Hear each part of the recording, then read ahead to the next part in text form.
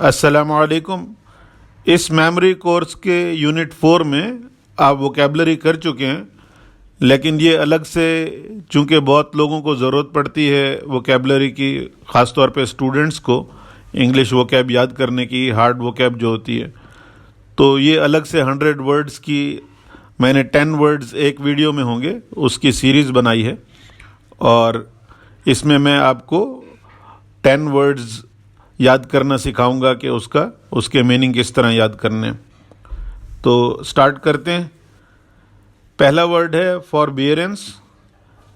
इसका यहाँ मीनिंग लिखा हुआ है patient, self control, restaurant and tolerance. Basically इसका मतलब बर्दाश्त या रवादारी, ये चीज़ें हैं। आप फॉरबियरेंस का सब्स्टिट्यूट वर्ड बना सकते हैं फार बियर हैंड्स। बहुत दूर एक बियर खड़ा हुआ है, रीच, और बहुत सारी हैंड्स उसको तंग कर रही हैं, कोई मुक्के मार रही है, कोई गालियां दे रही है, कोई लातें मार रही है, और वो आराम से बर्दाश्त कर रहा है उनकी सारी तकलीफ़ें दी हुई और उनकी सारी बकवास चुप करके बर्दाश्त कर रहा है। तो फॉरबियरेंस का क्या मतलब है? Tolerance, patience. दूसरा लफ्ज़ है इस्थेटिक। इसका प्रोनाउंसिएशन है इस्थेटिक, और इसमें जो इसका मीनिंग लिखा हुआ है कंसर्न विद ब्यूटी और द एप्रिसिएशन ऑफ ब्यूटी, और सिमिलर भी लिखे हुए हैं डेकोरेटिव, ऑर्नामेंटल, यानी जो खूबसूरती से ताल्लुक़ रखता है। ये एडजेक्टिव है और इसके लिए यूज़ होता है। और इसमें जैसे वो लिखा भी हुआ है, इसकी एक एग्जांपल भी दी हुई है, सेंटेंस में यूज़ किया हुआ है, the pictures give great aesthetic pleasure. तो इसमें आप सब्स्टिट्यूट वर्ड्स इसके एस्थेटिक को हीज़ 30 कह सकते हैं। तो एक बूढ़ा आदमी है, वो शादी करना चाहता है लेट से, और 70-80 साल का है, लेकिन उसको उन्होंने हीरे जवाहरात और ख़ूबसूरती और मेकअप शेकअप करके उसको 30 का बनाया हुआ है, और जब वो पेश करते हैं तो कह रहे हैं कि ही इज़ 30। तो एस्थेटिक को इज़ 30, ही इज़ 30 कह सकते हैं आप। थर्ड वर्ड है कॉन्डिसेंडिंग। इसका क्या मतलब है? हैविंग और showing an attitude of patronising superiority. और इसका यानी मतलब उर्दू में तो मगरूर समझ लें, और संजीदा तो नहीं कहना चाहिए, इसको आप ये कह सकते हैं कि जो दूसरे को कुछ ना समझे और अपने आप को बड़ी चीज़ समझे, ये है कॉन्डिसेंडिंग का मतलब। ये भी एडजेक्टिव है, और इसमें आप वर्ड्स बना सकते हैं कॉन्डिसेंडिंग गंदी सेंट इंक। तो एक इंक का इंक पॉट है जो स्याही होती है, और उसमें से गंदी सेंट आ रही है, गंदी बदबू आ रही है। तो और वो इतनी यानी मगरूर है, वो जो इंक पॉट है, स्याही है, वो इतनी मगरूर है कि उसमें से गुरूर की बदबू आ रही है, और उसके करीब कोई नहीं ठहर सकता है, और वो फिर भी जो है इधर मुँह करती है उधर मुँह करती है, जैसे बहुत बड़ी चीज़ हो। फोर्थ वर्ड है अबेट। अबेट का इसमें मीनिंग लिखा हुआ है ऑफ समथिंग अनप्लेजेंट और सिवियर बिकम लेस इंटेंस और वाइड स्प्रेड। यानी कोई भी जो अनडिज़ायर्ड चीज़ है, जो आप नहीं चाहते, जैसे कहीं आग लगी हुई है तो उसमें आग, किसी भी चीज़ की शिद्दत में कमी को अबेट कहते हैं। यानी वो आग अगर कम हो गई तो फिर इसको अबेट कहेंगे। या कोई तूफ़ान था और वो उसमें कमी वाक़ हो गई तूफ़ान में, तो अबेट कहेंगे। तो इसमें एग्जाम्पल दी भी हुई है सेंटेंस में यूज़ करके, द स्टॉर्म सडनली अबेटेड, यानी उसकी शिद्दत में कमी हो गई, कम हो गया तूफ़ान। तो इसमें आप अबेट के वर्ड्स बना सकते हैं आ बैठ, उर्दू वाला। तो आग बहुत लगी हुई है बड़ी, और उस आग को हमने दावत दी कि आ बैठ, बात करते हैं, ये लड़ाई का वक्त नहीं है, आराम से बैठ के बात भी हो सकती है, झगड़ने की क्या ज़रूरत है। तो उसकी जब खिदमत विदमत की, खाना वाना खिलाया, उसको ठंडा किया, तो उसकी शिद्दत में कमी आ गई। जो बहुत बड़ी आग थी वह अब छोटी आग बन गई। तो अबेट का क्या मतलब है? किसी भी चीज़ की शिद्दत में कमी वाक़ होना, कम होना, उसको अबेट कहते हैं। उसके बाद है इम्पेचुअस। इम्पेचुअस का क्या मतलब है? एक्टिंग और done quickly and without thought और केयर। यानी ये एडजेक्टिव है कि किसी आदमी के बारे में कहेंगे अगर, या किसी डिसीजन के बारे में कहेंगे, मतलब जल्दबाजी इसका मतलब है। जल्दबाज या रैश, जैसे रैश ड्राइविंग करते हैं, और या किसी ऐसे यानी मौके पे फैसला करते हैं, रेकलेस फैसला यानी इम्पल्सिव फैसला करते हैं कि भाई एकदम फैसला कर लिया, सोचा समझा नहीं, और बाद में फिर अफसोस कर रहे हैं कि यार ये मैंने क्या किया। तो इम्पेचुअस का मतलब क्या है? जल्दबाजी में किया हुआ काम या जल्दबाजी। तो इसमें आप वर्ड सोच सकते हैं इन पे चर्स, चर्स जो वो पीते हैं ना नशई, वो चर्स। तो बहुत यानी एक दो लोग जो है रैश ड्राइविंग कर रहे हैं, उनको पुलिस वाले ने पकड़ा, और फिर जो है ना वो आपस में मशवरा कर रहे हैं कि इन पे चर्स का मुकदमा लगा देते हैं कि ये चर्स पी के जो है ये रैश ड्राइविंग कर रहे थे, और जो है यानी कोई उसूलों की पाबंदी नहीं कर रहे थे और बहुत तेज़ चला रहे थे।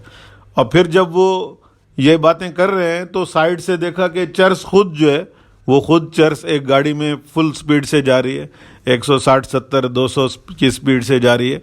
तो वो कह रहे हैं कि लो जी, अभी आप हम पे चर्स का मुकदमा कर रहे हैं, वो चर्स खुद जा रही है गाड़ी में इतनी तेज़ी से, तो उसको पहले पकड़ो फिर हमारी बारी आएगी। तो इन पे चर्स, इम्पेचुअस को इन पे चर्स आप कह सकते हैं।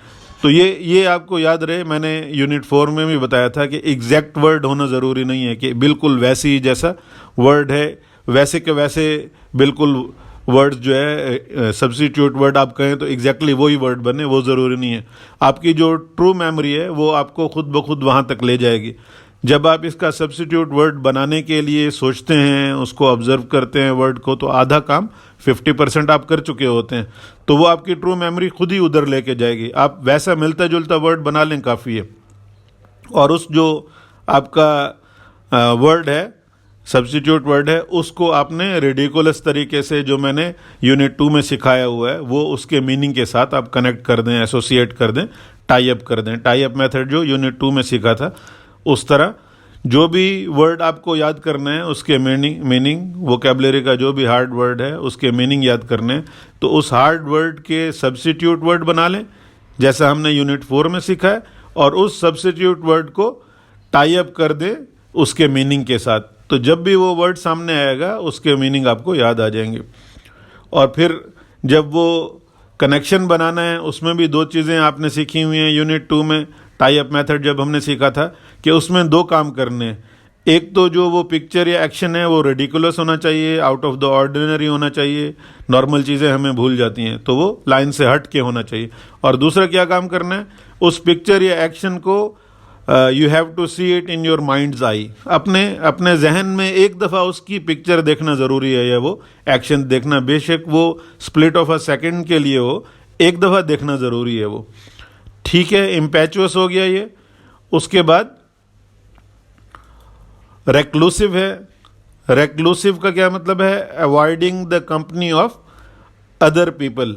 सॉलिटरी यानी जो जिस तरह राहिब होते हैं, लोगों से बिल्कुल हट के अलग थलग रहते हैं, अलहदा रहते हैं, तो इसका ये मतलब है, जैसे इसमें सेंटेंस भी दिया हुआ है, ही लेड अ रेक्लूसिव लाइफ, तो अलग थलग ज़िंदगी गुजारी उसने लोगों से, रश से, हुजूम से।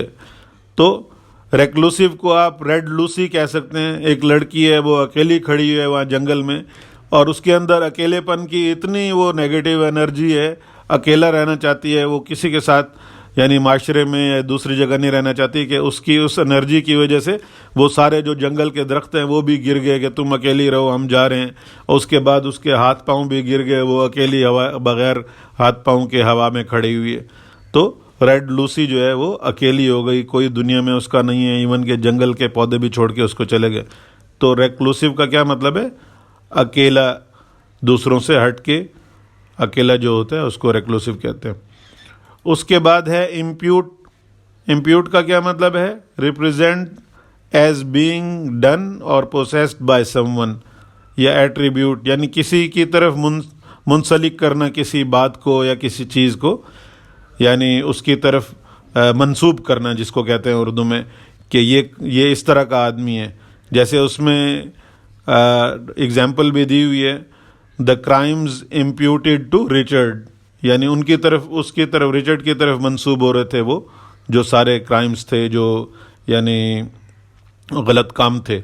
तो इम्प्यूट के आप वर्ड सोच सकते हैं आई एम प्यू, यानी प्यू हमारी उर्दू में या सराइकी में उसको कहते हैं वालिद को पंजाबी में। तो आई एम प्यू का मतलब एक फ़र्ज़ करें पहाड़ी सिलसिला है, उसमें जो लोग टूरिस्ट होते हैं वो जा रहे हैं, तो वो पहाड़ी सिलसिले में से एक पहाड़ खड़ा हो गया और उसने कहा कि मैं इन सब का रिप्रेजेंटेटिव हूँ, तो मैं इनको रिप्रेजेंट कर रहा हूँ, आई एम प्यू, मैं इनका सब का बाप हूँ। तो जो मेरे अंदर जो भी चीज़ें फीचर्स पाओगे ये सारों में वही फीचर्स हैं, तुम्हें वो जाने की ज़रूरत नहीं है पूरे सिलसिले में। तो पहाड़ी सिलसिला है, उसमें एक पहाड़ खड़ा हो गया और बातें करना शुरू हो गया और लोग परेशान हो रहे हैं कि पहाड़ कैसे बोल रहा है, और वो कह रहा है कि आई एम प्यू, मैं इनका सबका बाप हूँ और मैं इनको रिप्रेजेंट करता हूँ। तो जो मेरे अंदर फीचर्स हैं, मेरे अंदर सलाहियतें हैं, मेरे अंदर चीज़ें, वही सब में हैं, कहीं जाने की ज़रूरत नहीं है। तो इम्प्यूट का क्या मतलब है? एट्रीब्यूट करना, असाइन करना, किसी को किसी चीज़ का क्रेडिट देना, कि ये इस तरह का है। उसके बाद है जी एपेक्स। एपेक्स का क्या मतलब है? द टॉप और highest part of something, specially one forming a point. तो किसी भी चीज़ का जो टॉप पॉइंट होता है, अगर ज्योमेट्री फिगर है, या जैसे इसमें एग्जांपल दी हुई है the apex of the roof, यानी जो छत है वो उसका टॉप पॉइंट जो है उसका, या जैसे ज्योमेट्री में हाईएस्ट पॉइंट प्लेन या सॉलिड फिगर का होता है, या जो भी यानी फिगर बनी होती है, शेप बनी होती है, उसका हाईएस्ट पॉइंट उसको एपेक्स कहते हैं। तो इसमें आप वर्ड्स बना सकते हैं एप एग्स, यानी जो एप होता है ना, वो बंदरों की जो नस्ल होती है कोई, उसमें कोई एप, तो वो एप जो है उसके एग्स, तो वो एग्स जो है वो उसको इतनी शर्म आ रही है कि वैसे तो सारे बाकी एप्स जो हैं वो बेचे देते हैं और मैं अंडे दे रहा हूँ, तो एग्स जो हैं वो फिर पहाड़ की चोटी पे सबसे ऊपर जाके टॉप पे जाके एग्स दे के आता है, शर्म की वजह से ज़मीन पे एग्स नहीं दे सकता। तो एप एग्स सोचें कि वो पहाड़ की चोटी पे जाके एग्स दे के आता है। तो एपेक्स का क्या मतलब है? टॉप पॉइंट जिसको कहते हैं, हाईएस्ट पार्ट ऑफ समथिंग, उसको एपेक्स कहते हैं। उसके बाद नॉन चैलेंट है। नॉन चैलेंट का क्या मतलब है? फीलिंग और appearing casually calm and relaxed, not displaying anxiety, interest और enthusiasm। तो जैसे इसमें एग्जांपल दी हुई है, she gave a nonchalant shrug। तो किसी चीज़ यानी जो काम हो, कूल हो, यहाँ लिखा हुआ है अनकंसर्न्ड है, इनडिफरेंट है, यानी किसी चीज़ की परवाह नहीं है, बिल्कुल सुकून में है, उसको नॉन चैलेंट कहते हैं। नॉन चैलेंट कहते हैं। अब इसमें आप सोच सकते हैं कि नॉन चैलेंट को नान छलांग, नान होता है ना खाने वाला, नान उर्दू में, तो वो छलांगें लगा रहा है, और फिर जब कोई देखता है तो वो बिल्कुल काम हो जाता है, बिल्कुल आराम से शरीफ बन जाता है, चुप करके ठहर जाता है, जैसे कोई नहीं देख रहा फिर छलांग लगाना शुरू कर देता है। तो ये आप सोच सकते हैं नॉन चैलेंट का मतलब है जो रिलैक्स्ड हो, कूल हो, काम हो, यानी उर्दू में क्या कहेंगे, बिल्कुल रिलैक्स्ड हो, तो वो नॉन चैलेंट कहलाता है। और लास्ट है इस 10 वर्ड्स की लिस्ट का लास्ट वर्ड है रेवरेंस। रेवरेंस का क्या मतलब है? डीप रिस्पेक्ट फॉर समवन और समथिंग, बहुत ज़्यादा किसी को रिस्पेक्ट देना, इज्जत देना, इसको रेवरेंस कहते हैं।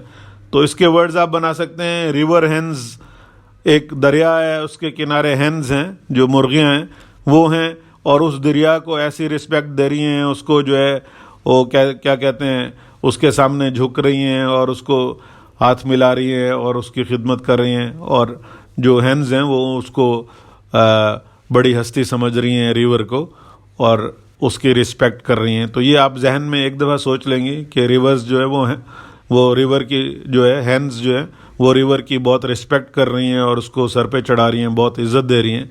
तो रेवरेंस का मतलब आपको याद आ जाएगा कि डीप रिस्पेक्ट है।